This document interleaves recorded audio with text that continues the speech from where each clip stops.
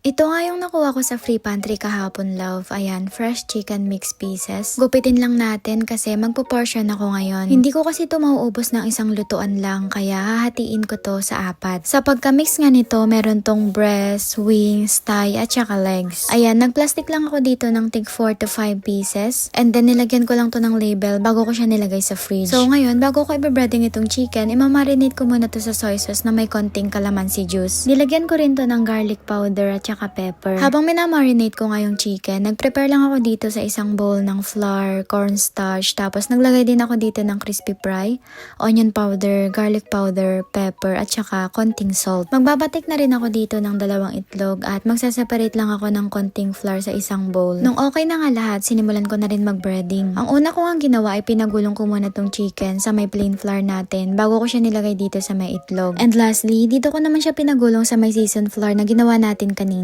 So yun lang, love, paulit-ulit lang naman yung ginawa ko hanggang sa makot ko lahat ng mga chicken.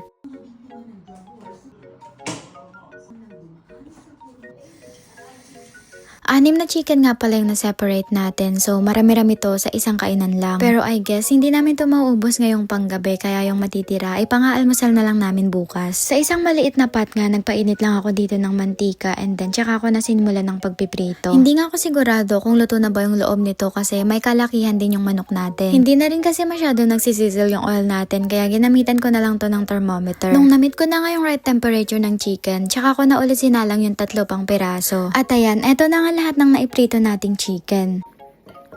That's it, love. Ito na yung pinrito kong chicken. And then, dito tayo magsasawsaw sa sili na may suka at saka asin.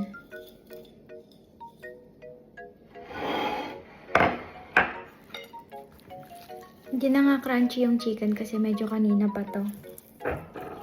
Hindi kasi ako kumain kaagad. Frozen pa yung sili.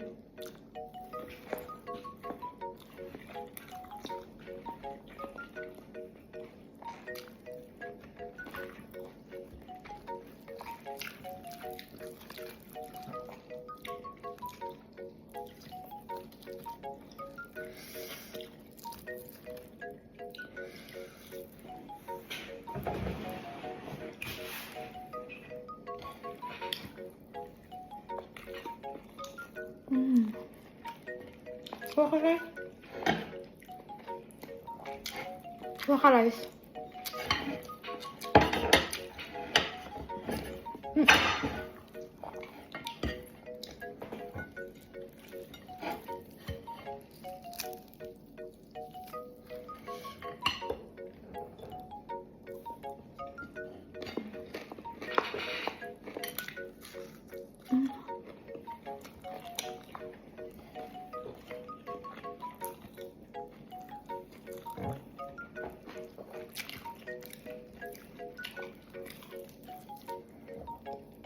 Nahiwala yung balat sa laman.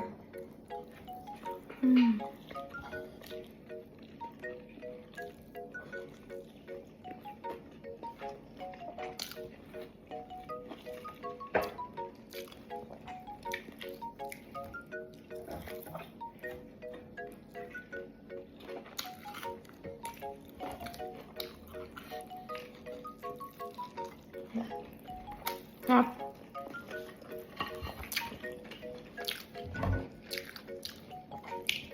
Pa-open na po.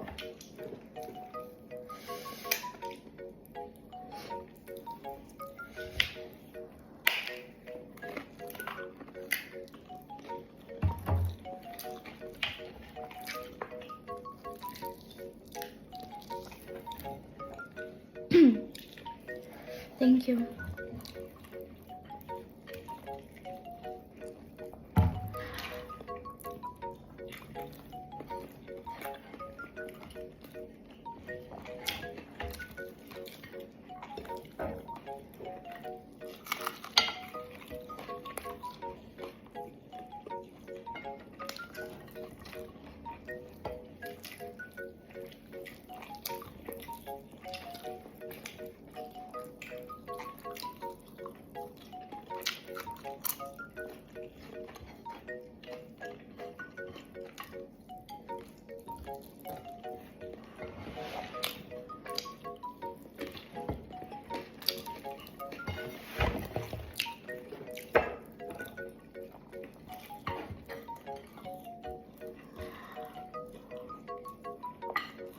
So yun lang love, kita-kits to my next vlog.